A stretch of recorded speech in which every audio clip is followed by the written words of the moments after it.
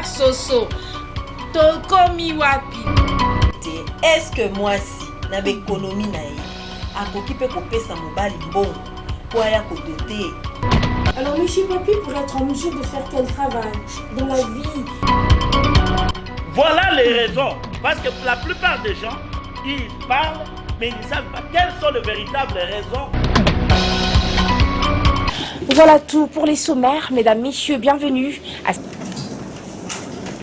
Mesdames et messieurs de la presse, bonjour. Voilà, qu'est-ce que je peux dire pour cette conférence de presse? Saisie de nos comptes depuis octobre 2010. Passage à tabac devant la poste centrale de Kinshasa le 24 octobre 2011. Enlèvement par la DEMIA le 14 février 2016 et confiscation jusqu'à ce jour de notre véhicule et d'autres biens personnels sans motif valable. Et maintenant, voilà, scellage illégal. Le 19 mai, les installations abritant l'hôtel Faden House, dont je suis un des actionnaires. Un des actionnaires parce que je suis actionnaire avec ma femme et mes enfants. Et puis, tant d'autres tracasseries.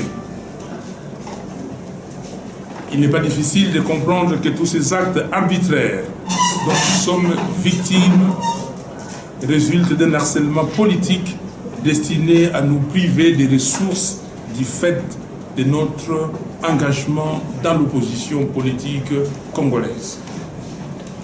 En réponse, nous disons simplement, nous sommes comme la montagne de Sion.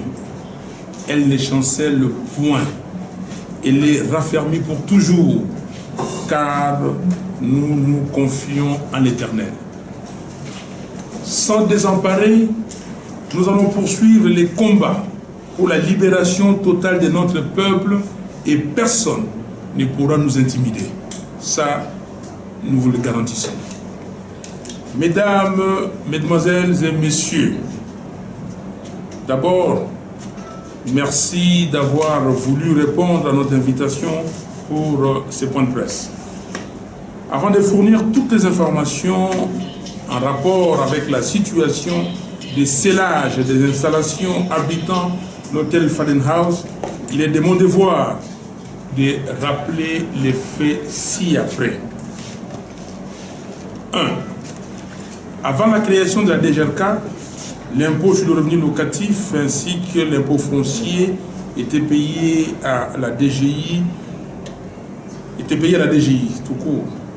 À la création de la DGRK, la ville a naturellement repris ses taxes conformément à l'article 204 de la Constitution. Le contrôle. Les agents de la DGRK ont soutenu que nous payions l'impôt foncier sur une propriété et pas sur une autre. Ils considéraient qu'il y avait deux propriétés ici. Or, nous sommes ici dans un terrain de 4300 mètres carrés et les documents légaux sont là. Nous avons les titres de propriété, vous le verrez tout à l'heure. 4300 mètres carrés.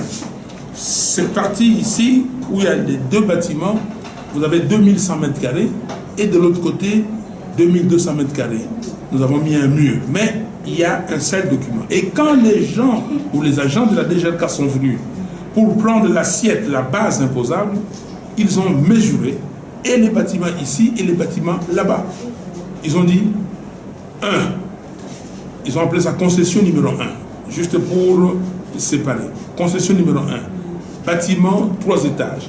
Bâtiment 1 étage, piscine et concession numéro 2, bâtiment. Et ils ont fait les calculs et nous payons sur base des calculs faits par la DGRK.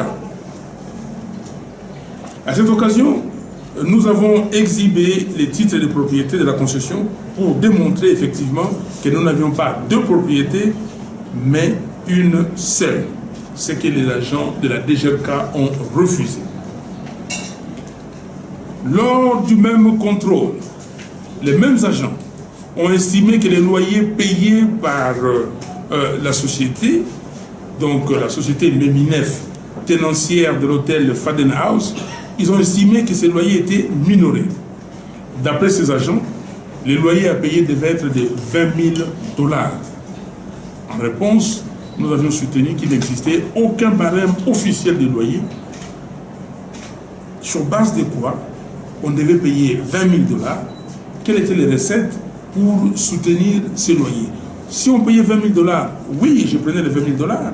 Et les employés devaient être payés comment? Et l'État devait être payé comment? Les taxes de l'État. Nous avons soutenu et nous avons même démontré aux agents de la DGRK qu'il y a des immeubles ici, en ville, qui payaient moins cher. Il y a des immeubles de l'INSS, par exemple, qui payaient moins cher, et jusqu'aujourd'hui.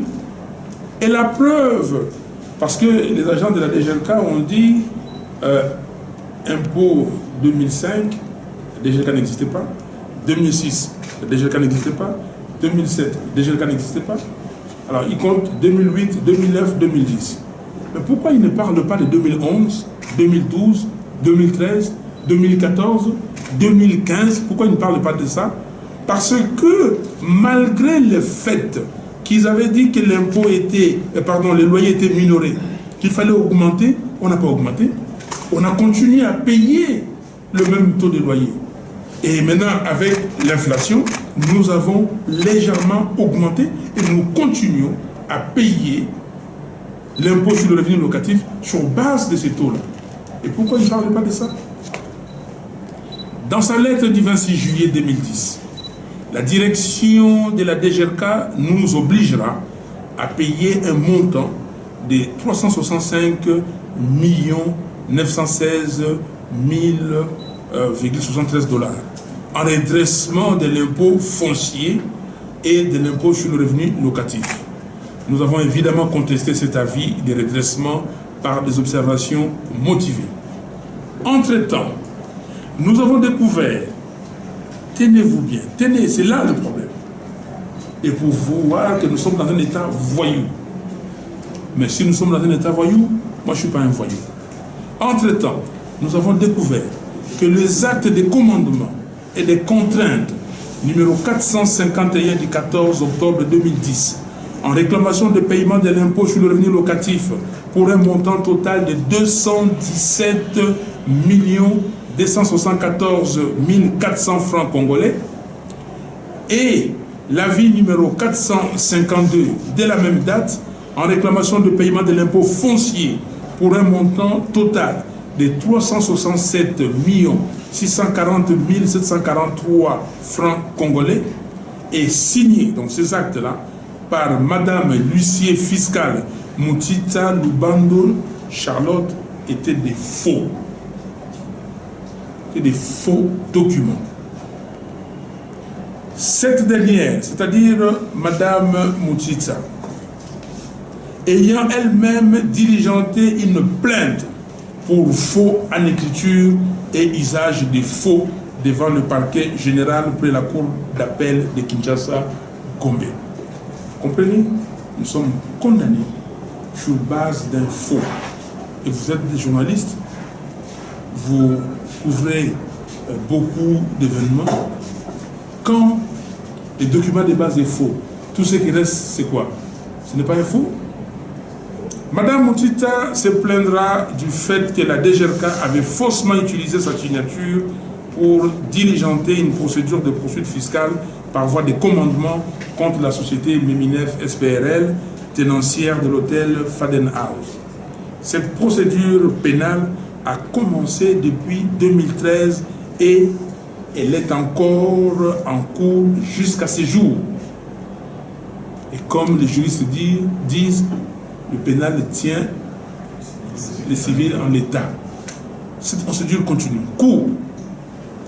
Nous avons saisi le tribunal compétent contre cette supercherie et à l'issue de l'instruction, l'affaire sera fixée devant le tribunal de grande instance de Kinshasa, Gombe, siégeant en matière pénale contre la DGRK et Madame Kakwata qui travaillait au sein de la DGRK en tant que responsable de poursuites fiscales à l'époque où la procédure de poursuite contre la société Miminef SPRL était déclenchée.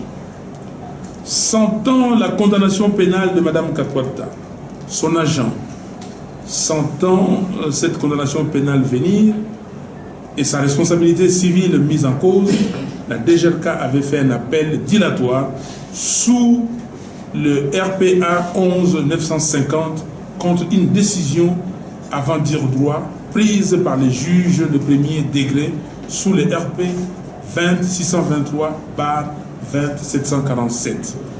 L'appel de la DGRK a été dit irrécevable et la cause doit être réfixée en premier degré devant le tribunal de grande instance de Kinshasa, Gombe en continuation. Nous sommes là. Nous sommes là. C'est devant cette réalité d'une probable condamnation pénale et d'une responsabilité civile pour faux en écriture et de multiples tracasseries politiques que la DGRK va décider, sans attendre l'issue des procédures judiciaires en cours, de procéder à la relance de poursuites fiscales tenant l'impôt sur le revenu locatif sur base d'un commandement et d'une contrainte frappée d'une procédure de faux en écriture et usage de faux devant le juge pénal. Par conséquent,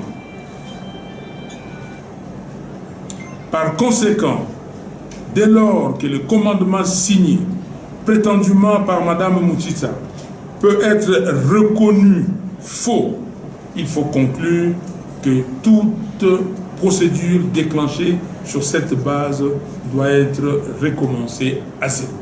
Donc, cette procédure faussée. Du scellage des installations abritant le 12 mai dernier, au terme d'un procès verbal de scellage, numéro 12, barre DGRK, barre DRG, 001, barre TK, barre 2016, établi le même jour, Sier Tendi Yaba, huissier fiscal de la DGRK, a procédé au scellage des installations abritant l'hôtel Faden House. Nous apprenons que s'il y a encore un problème au sein de la DGRK à propos de ces procès verbaux. Le 23 mai courant, la société à responsabilité limitée Miminef, tenancière de l'hôtel Faden House, a en réaction signé en opposition et main levée de sceller la DGRK ainsi que la ville de Kinshasa devant le tribunal de grande instance de Kinshasa-Gombe d'avoir illégalement scellé les installations abritant l'hôtel Faden House. Pour des raisons évidentes, la société Miminef conteste farouchement tant la validité que la forme de la mesure de scellage et son siège d'exploitation parce que A. L'article 50, je vais vous le montrer, les documents officiels. L'article 50 de l'édit numéro 0002/08 du 22 janvier 2008 portant procédure relative aux impôts, taxes, redevances et autres droits dus à la ville de Kinshasa ne retient pas le scellage comme une mesure de poursuite, car le législateur a exhaustivement arrêté ces mesures de poursuite au 1. Avis à tiers détenteur, 2. Les saisies mobilières et immobilières et 3. Les ventes. Voici les mesures. D'où vient le scellage? Par conséquent, le scellage des installations telles qu'opérées par la DGRK ne repose jusqu'à preuve du contraire sur aucun fondement juridique. Si par pur improbable, le tribunal devait reconnaître le scellage comme mesure de poursuite, le même tribunal devra néanmoins constater que ce scellage n'a pas été précédé d'un commandement conformément à l'article 49 de l'édit précédé. Parce que toute mesure de la DGRK doit être précédée par un commandement. Comme j'ai dit si haut, le commandement de l'huissier, Madame l'huissier, qui est venu mais qui était un faux commandement. Et vous allez comprendre pourquoi ces faux commandements, j'arriverai dans les explications. Quant à la forme, le procès verbal de scellage pêche également. On sait que l'huissier instrumentant n'a même pas daigné préciser ni l'identité de la personne physique ou morale dont les biens immobiliers font l'objet de scellage, ni les causes précises d'une telle mesure. La mention scellée pour non-paiement d'impôts étant vague. Il s'ensuit donc mise en cause. L'acte posé par la DGRK est à la fois arbitraire et intempestif. Et la société Luminef a demandé au tribunal des séants de les constater et d'ordonner sans atermoiement sa levée pure et simple. Mesdames et messieurs, voici la situation dans laquelle nous nous trouvons. Merci. Je vais bien répondre à vos questions. Vous donnez les textes légaux. Nous avons ici le journal officiel de la République démocratique du Congo. Et dans ce journal officiel se trouvent les dits que j'ai mentionnés tout à l'heure. Et dans cet édit, il y a le chapitre 1er, donc le titre 3e, pardon, du recouvrement. Chapitre 1er, modalité de paiement. Article 50. Les mesures de poursuite comprennent les avis à tiers détenteurs, les saisies mobilières et immobilières, ainsi que les ventes. Il n'y a pas de scellage ici. Vous allez leur poser la question d'où vient le scellage. Mais on peut aller plus loin, parce que nous avons aussi les journaux officiels, la loi numéro 004, bar 2003, du 13 mars 2003 portant réforme des procédures fiscales. Ça, c'est pour tous les pays. Ils peuvent dire que non, nous avons sauté les dits et nous sommes allés au niveau de la loi nationale. Ce qu'ils ne peuvent pas faire, ils doivent rester. Mais la loi nationale, quand nous regardons la loi en son article 66,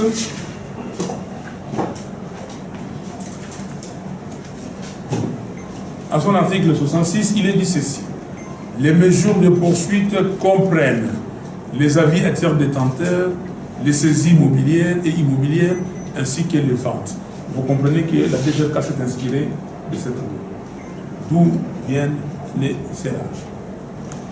Je vais continuer encore dans les démonstrations, parce que quand vous êtes parti là-bas, on vous a dit, semble-t-il, que Fayoulou nous montre les preuves des paiements. Nous avons beaucoup de documents ici, déjà. Il y a même les documents courants où on vous demande les preuves des paiements. Voici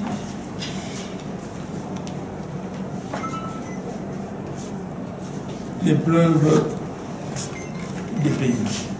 Pour vous dire, ça, c'est les certificats d'enregistrement de cette parcelle qui dit 43A, donc 4300 mètres carrés. Voici les contrats de bail que la DGRK a.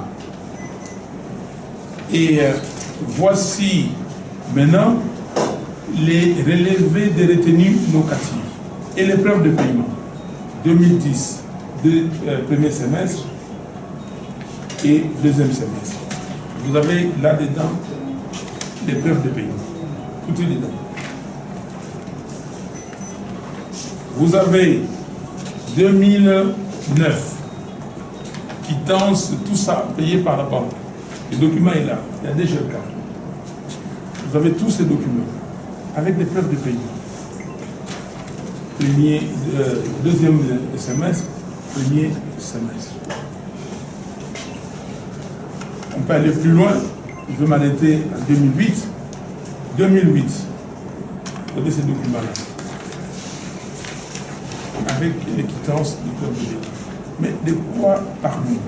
Maintenant, je peux continuer et tout ça, je ne vais pas abuser de votre temps. Et au tribunal, il parle de